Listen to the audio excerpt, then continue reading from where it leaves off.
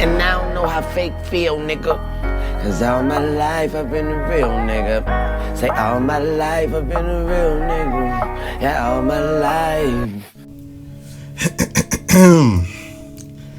I have followed battle rap since the mid-2000s. I spoke on extensively my history with battle rap in a previous video, so that link will be in the description. I know there are narratives going around saying that battle rap is dead, or it simply is not what it used to be, and I disagree with the former but agree with the latter.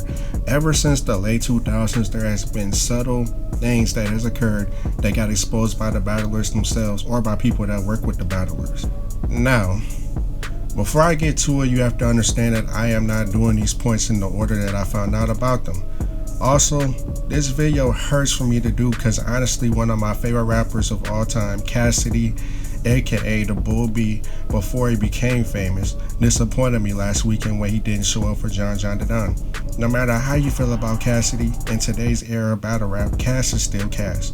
And I look at him as one of the originators that blew up off battle rap, got signed, started running with the Rough Riders, dropping crazy freestyles, got platinum and gold records and albums. He made the first platinum ringtone, and he probably had the first viral battle rap body between him and Freeway. And on top of all that, he was one of the first people I heard that was spitting back-to-back punches consistently. Then he gains weight after about 15 years and returns to battle rap in 30s Disaster in the Garage. This is the same Disaster that made Cannabis tap out, took the bully out of Math Hoffa's in battles for a while, and was one of the best, if not the best, battle rapper on the West Coast at the time. And Cassidy 30'd him after not battling for nearly 15 years.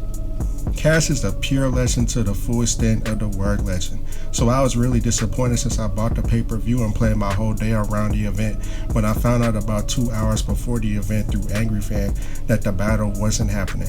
I didn't even feel like watching the event anymore and just turned on the game. Anyway, his no-show is why I began thinking about the state of battle rap and how no-shows aren't really a, non-common thing, unfortunately. Out of all the high-profile battlers, which is, let's say, 40 to 50 people, a lot of them have no-show battles before, from Reed Dollars all the way down to Twerk. There are more, but these names are to show you how it does not matter the legacy of what era you are from. It does not mean you won't ever no-show a battle. And I'm not firing shots at Reed or Twerk. It's just Reed is an old-school battle rapper that's was a part of the old era and came back, and Twerk is part of the new era. He blew up in the new era, so that's the reason why, as to show that, it doesn't matter when you started, you're still gonna no-show sometimes. But anyway, I get it. Sometimes battlers really cannot make it due to emergencies. Obviously, if you really have a death in the family, I won't look at you sideways if you decide to cancel a battle. In fact, I want you to be with your family. If you really got your flight times mixed up and missed the plane due to miscommunication, I really understand. Cassidy said he was sick, and if you are sick, obviously get well soon, my nigga. But the thing is, sometimes it'll be a fire card, and one of the battles you really want to see is not happening. And then you find out last minute a lot of the time too. So, say you, like me last weekend, see one of your fave battlers or rappers in general battling on the card. You usually don't do pay-per-views, but you get this one for this one battle because you that hype about it. You wait until a day or two before the battle and pick up the pay-per-view. Then, on the day of the battle, you found out that the battle that you wanted to see the most isn't happening. It's just really disappointing. It hurts the consumer's trust over time because if I'm paying $50+ for a pay-per-view and some of the most advertised battles are not happening and there's no weekend events telling people, if it happens too often, why would I keep paying the pay-per-view? Think about it. And speaking on the battlers showing up, we have to start talking about the performances. Sometimes we get a good battle where both battlers are going crazy, giving it their all within their own lane and style of battle rap. Those battles hit because it gives a lot of replay value. But then sometimes you got dudes like Charlie Clips that freestyles and jokes through his rounds, and it's annoying when you know how good Clips is or was. Clips is still that dude to me if he tries, but he rarely does, and my dude Geechee Gotti seems to be headed down the same lane. The thing about these battle rappers is that they get so big within the culture that their name sells tickets. So once they win a lot, they just get up there and take that shit light, and it's like, my nigga, we came to see you tear this nigga head off. We did not come to see whatever it is you think you're doing. If we want to watch someone make a fool of themselves rapping for 15 minutes, we can go to our drunk uncle house or the crackhead outside at the liquor store and laugh at him. Tear this nigga head off, or at least try to do so, or just don't battle. Point blank, period. Because you ruin the replay value when you do that, when your opponent is really prepared to tear your head off and you up there laughing and cheesing. If one person clearly wins because you are not taking it serious, why would we watch it back? Keep it 100. Shout out to Clips and Geechee. They are literal battle rap legends and used to be some of my favorites to watch. Hopefully Geechee is back against Hitman and they both do good. That's a battle I'm really looking forward to. Next thing I gotta talk about is the cliques. Look, battle rap cliques has been around forever, but it was never really in your face like it is now. The first one I remember knowing about was the Sons with Conceited and QP and a few others. But there are a lot of cliques. I won't bore y'all with a long list, but back in the day it was less known who was with who. It was probably because social media wasn't really popping like that back then when I think about it. But now you got battle rappers in interviews saying they won't battle each other because that's family when they met through battle rap. Look, I don't absolutely hate cliques, but I thought battle rap was to figure out which rapper was the best. Not rappers, not cliques, rapper. So why are we clicked up? And then come to find out, it's exposed that not only do they write together for a single opponent, but they also rehearse their bars against their opponent before the battle. If y'all would really know, if y'all, without me saying too many names or whatever, motherfuckers spar all the time. Like niggas do this shit all the time. I'm sorry to tell you.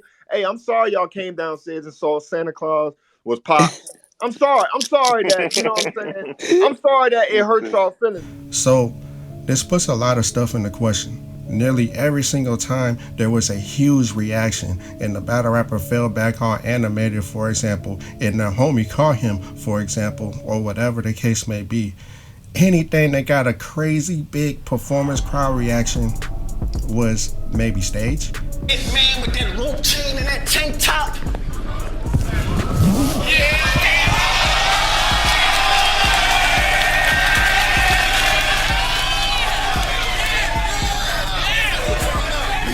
What you asked for. I'll put you down when we come in contact like this. Go ahead, touch. Long beat.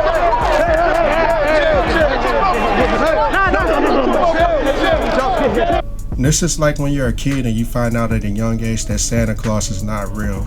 My grandma didn't play that shit. And now you found out that a lot of the stuff that they do on stage, if not all of it, is staged. So I wonder if Tay-Rock talked to the other battler before the battle and said, hey man, what we gonna do is I'm gonna say this bar, and when I say that, I'm gonna get close up on you and you push me, and then I'm gonna rush in and you raise up your hands, but my man's gonna hold me back and your man can hold you back. Alright, cool.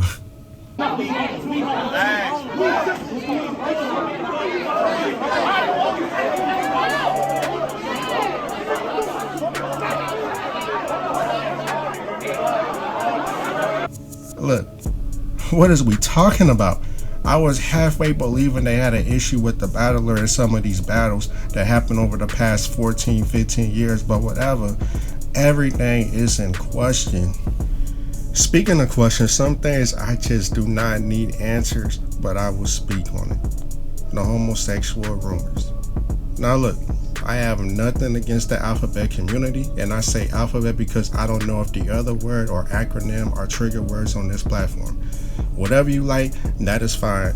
That is your business. I do not discriminate, nor do I want to prohibit anybody living the way they want to live, as long as it isn't hurting other people directly.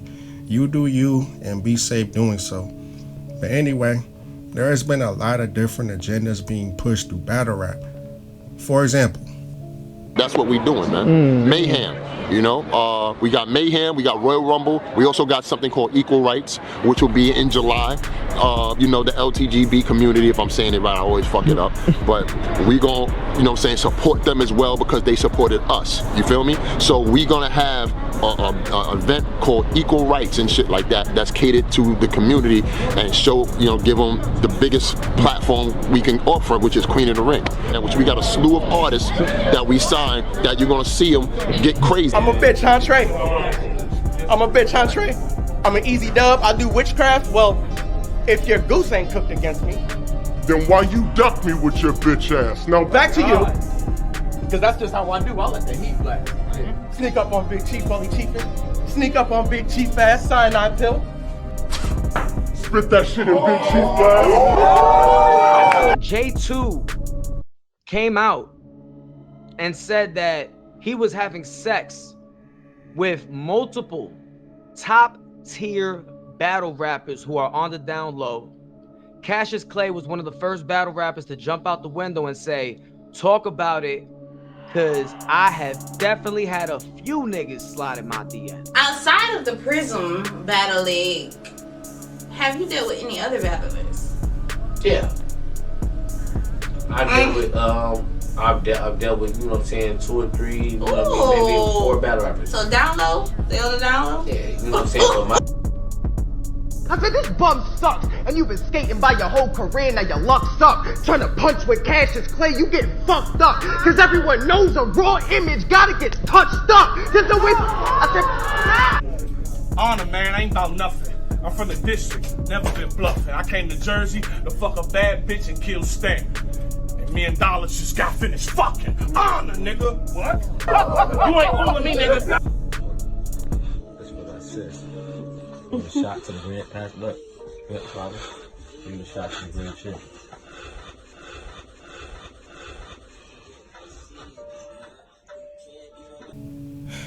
Just stuff like that is just strange.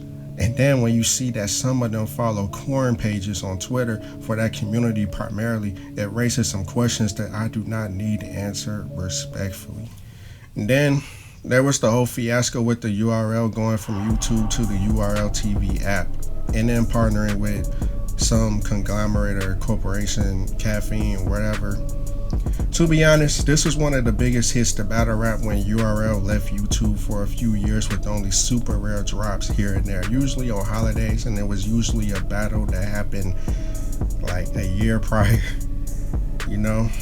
I understand the business side of things since YouTube is very finicky when it comes to monetizing certain content, but having the biggest and most well-known battle rap league home to a lot of the most known superstars in the culture be behind the paywall was devastating. Also, the fact that the app just wasn't that good anyway was also a slap in the face. Live events on Caffeine were not uploaded to the app right away, and due to how the live streams worked on the site, it made it very difficult to rewatch battles in a timely manner. We have other leagues such as King of the Dot, Rare Breed Entertainment, Bullpen, and a handful of others, plus a lot of smaller leagues. But respectfully, outside of King of the Dot, none of them were close to URL, and even King of the Dot was a distant second place. Rare Breed Entertainment did good for the time being for a couple years, which did breathe a lot of life into the culture with solid matchups being uploaded to YouTube in a timely manner. But that all came to an end some months ago, and now that channel is mostly ARP, the league owner, blogging about stuff that doesn't even have anything to do with the culture or battle rap in general a lot of the time. The last thing I want to touch on is how certain things are blasted like snitching, but R-word cases are politely swept under the rug. There's a blogger that happens to be one of the biggest bloggers of the sport who is a documented creep with an open R-word case. But he gets a lot of support despite him being caught in multiple lies about the court case, and his court case information and criminal record is public for the world to see. He is still welcomed with open arms from the culture, and there are people, including ARP, defending this man and even going as far as the black people that mention his name in his chat. Battle rap today, unfortunately, just feels like a watered down cash grab, and I just do not like or feel the direction that the sport is going. I will always have love for battle rap, but as more time goes on, I am less and less excited about battle rapping the events in general. It's just a lot of strange stuff going on that gets a pass, and the battlers don't seem to care. Well, most of them anyway. I always looked at battle rap as the purest form of hip hop, and I know that's, part of URL's slogan or one of the lead slogans, but it's the truth. It was just a place where people just went, and it was just that MC versus the other MC, and made the best man win.